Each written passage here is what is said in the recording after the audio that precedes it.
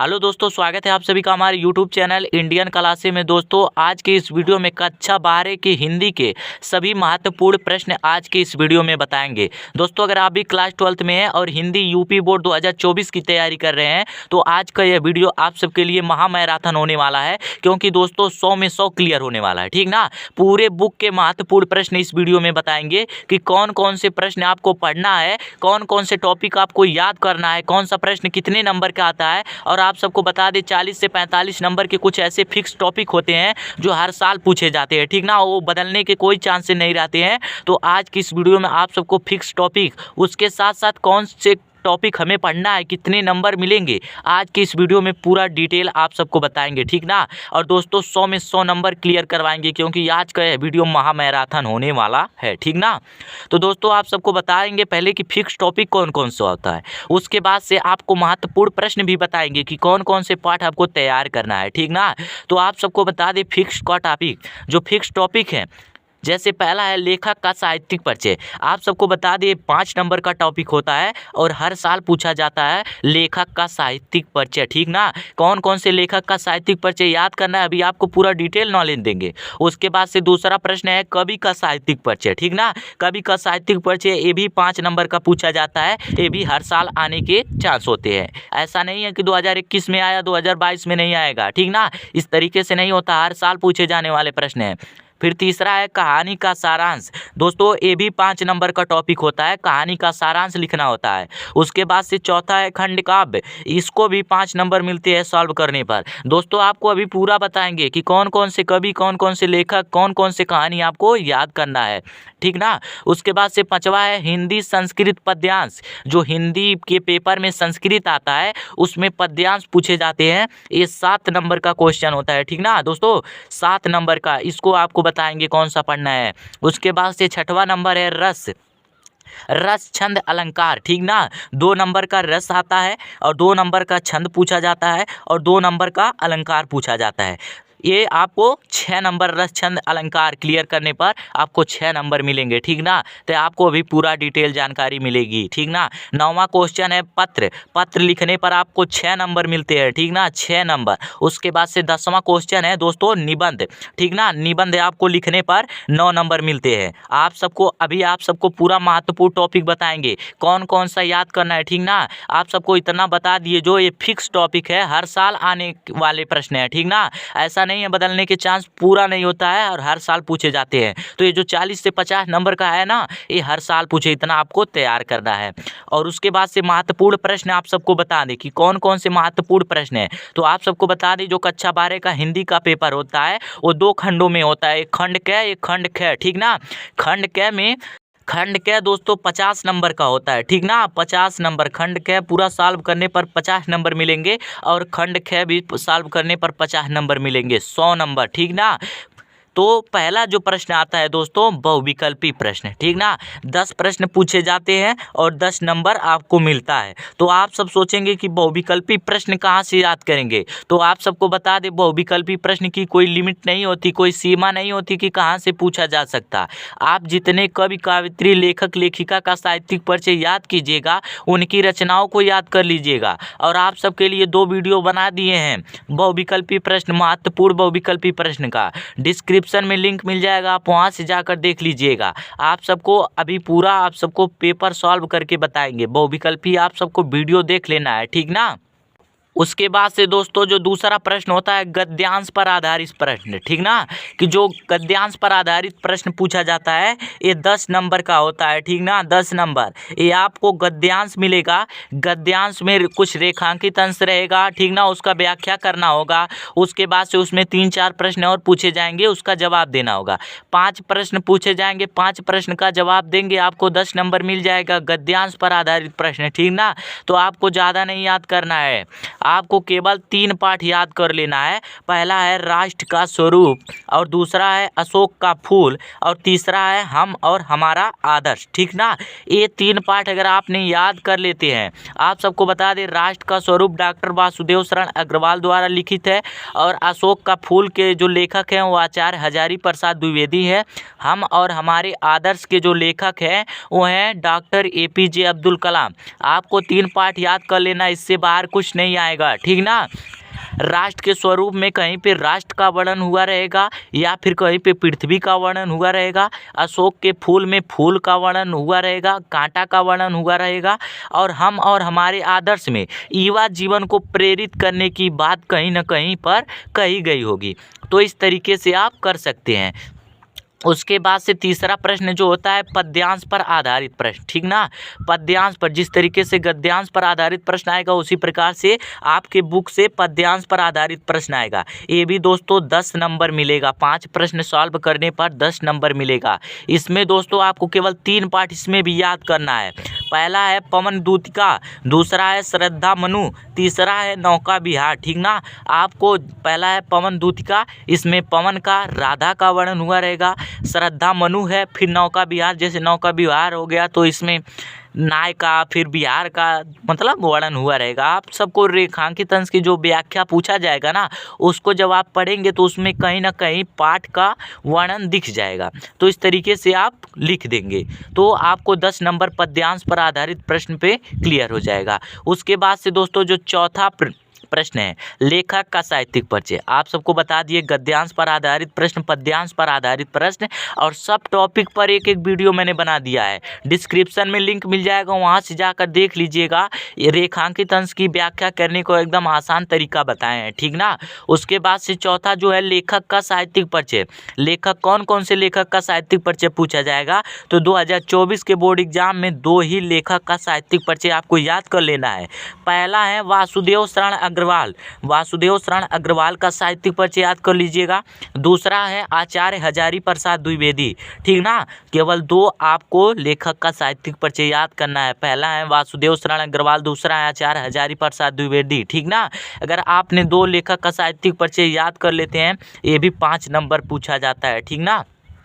उसके बाद से दोस्तों कवि का साहित्यिक परिचय, आपसे लेखक का साहित्यिक परिचय पूछने के बाद से कवि का साहित्यिक परिचय पूछा जाता है। ये भी 5 नंबर का टॉपिक होता है, ठीक ना। उसके बाद से इसमें आपको केवल तीन याद करना है साहित्यिक परिचय। पहला है महादेवी वर्मा, दूसरा है जयशंकर प्रसाद, तीसरा है मैथिली शरण गुप्त। कवि काव्यत्री में केवल आपको 3 याद करना है, मैथिली शरण गुप्त हो गया, जयशंकर प्रसाद, महादेवी वर्मा, 3 आप याद कर लेते हैं तो जान लीजिए कवि का साहित्यिक परिचय में भी 5 नंबर क्लियर कर लेंगे आप, ठीक ना। फिर छठवां प्रश्न जो होता है दोस्तों कहानी का उद्देश्य पूछता है, इसमें कि कहानी का उद्देश्य या फिर कहानी का सारांश पूछता है, 5 नंबर का होता है। इसमें आपको ज़्यादा नहीं याद करना है। पहला है पंचलाइट, पंचलाइट कहानी का सारांश याद कर लीजिएगा। बहादुर कहानी का सारांश याद कर लीजिएगा। 2 कहानी का सारांश याद कर लेते हैं तो 5 नंबर इसमें भी क्लियर हो जाएगा, ठीक ना। फिर दोस्तों 7वां क्वेश्चन जो पूछा जाता है खंड काव्य के आधार पर प्रश्न, खंड काव्य के आधार पर प्रश्न पूछा जाता है। जैसे खंड काव्य में हो गया मुक्ति के खंड काव्य हो गया, त्यागपति हो गया, रश्मिरथी हो गया, ठीक ना, आलोक विरित हो गया। तो 6 से 7 जो खंड काव्य होते हैं दोस्तों, इस आप सबको बता दें कि हर एक जिले में अलग अलग खंड काव्य पूछा जाता है। आपको गलती नहीं करना है कि कोई एक खंड काव्य याद कर लेंगे, ठीक ना। आप यूट्यूब पर जाकर सर्च कीजिएगा कि क्लास 12 हिंदी में कौन सा खंड काव्य किस जिले में पूछा जाता है, वहाँ से जाकर आप हमारे वीडियो पे कमेंट कर सकते हैं। आप सबके लिए जो खंड काव्य होगा उसका वीडियो बना देंगे। जैसे त्यागपति खंड काव्य हो गया तो ये महाराजगंज चलता है, उसके बाद से प्रयागराज चलता है, ठीक ना, इस तरीके से चलता है। तो सब जिले में अलग अलग चलता है, तो आप लोग कमेंट करके बता सकते हैं, मैं आप सबके लिए वीडियो बना दूंगा। तो दोस्तों इस तरीके से 7 क्वेश्चन खंड क में पूछे जाते हैं। तो अगर आप 7 क्वेश्चन को हल करेंगे तो आपका 50 नंबर क्लियर हो जाएगा, ठीक ना। उसके बाद से दोस्तों खंड ख पूछा जाता है। तो दोस्तों खंड ख में भी 50 नंबर मिलने वाला है, ठीक ना। अगर आप इसी तरीके से जैसे खंड क सॉल्व किए, खंड ख सॉल्व करेंगे तो उसमें भी आपको 50 नंबर क्लियर होगा। तो आप सबको बता दें खंड क में जो पहला प्रश्न अर्थात 8वां प्रश्न जो आता है वो संस्कृत गद्यांश से आता है, ठीक ना। आप सोचेंगे हिंदी का प्रश्न है तो संस्कृत क्यों आएगा, तो दोस्तों आप सबको बता दें हिंदी में संस्कृत होता है, ठीक ना, तो संस्कृत भी पूछा जाएगा। तो संस्कृत में जो पहला है संस्कृत गद्यांश, ठीक ना। तो संस्कृत गद्यांश आपको मिल जाएगा। उसमें आपको क्या करना है, केवल किस पाठ से आया है उसका संदर्भ लिखना रहेगा और हिंदी में अनुवाद करना रहेगा। संस्कृत को हिंदी में अनुवाद करना रहता है। आपको केवल 3 पाठ याद करने हैं। पहला है संस्कृत भाषायाम महत्तम, दूसरा है महामना मालवीय, तीसरा है जातक कथा, ठीक ना। केवल 3 पाठ दोस्तों अगर आप क्लियर कर लेते हैं, ये भी 7 नंबर का टॉपिक होता है, ठीक ना। तो 7 नंबर आपका क्लियर हो जाएगा। उसके बाद से दोस्तों जो 6वां प्रश्न होता है संस्कृत पद्यांश, ये 8वां में 2 प्रश्न आते हैं, एक कै एक ख, ठीक ना। तो कैवा तो गद्यांश आता है और 6वां में संस्कृत पद्यांश आता है। ये भी दोस्तों 7 नंबर का होता है। इसमें भी आपको केवल संदर्भ लिखना रहेगा और रेखा, उसके बाद से हिंदी में अनुवाद करना रहेगा। संदर्भ का मतलब किस पाठ से है, पाठ का नाम लिखिए और संस्कृत को हिंदी में अनुवाद कीजिए। आपको 2 पाठ केवल याद करना है, एक है सुभाषित रत्नानी, दूसरा है महामना मालवीय, ठीक ना। 2 पाठ याद करते हैं तो 7 नंबर क्लियर करते हैं। अगर आप याद नहीं करेंगे तो नंबर कहाँ से मिलेंगे, इसलिए अभी भी टाइम है, अभी भी पढ़ सकते हो, ठीक ना। महत्वपूर्ण टॉपिक केवल आपके लिए पढ़ने के लिए समय बचा है। अगर आप इस समय का सदुपयोग करेंगे और महत्वपूर्ण टॉपिक पढ़ेंगे तो आप भी 100 में 95 मार्क ला सकते हैं, ठीक ना। तो दोस्तों 9वां प्रश्न होता है जो वो होता है मुहावरा। मुहावरा पूछता है कि इसका वाक्य प्रयोग कीजिए, उसके बाद से अर्थ भी लिखिए, ठीक ना। तो मुहावरा 2 नंबर का होता है, ठीक ना। तो मुहावरा 2 नंबर, जैसे मान लीजिए ऊँट के मुंह में जीरा, इस तरीके से पूछ लिया, तो इसका जब अर्थ लिखेंगे कि ज़्यादा आवश्यकताओं के लिए कम देना, इसका अर्थ हो जाएगा वाक्य प्रयोग कर देना है, ठीक ना। तो आप सबके लिए मुहावरा का एक वीडियो बना दिए, वहाँ से जाकर देख लीजिएगा। फिर 10वां क्वेश्चन दोस्तों अपठित गद्यांश आएगा।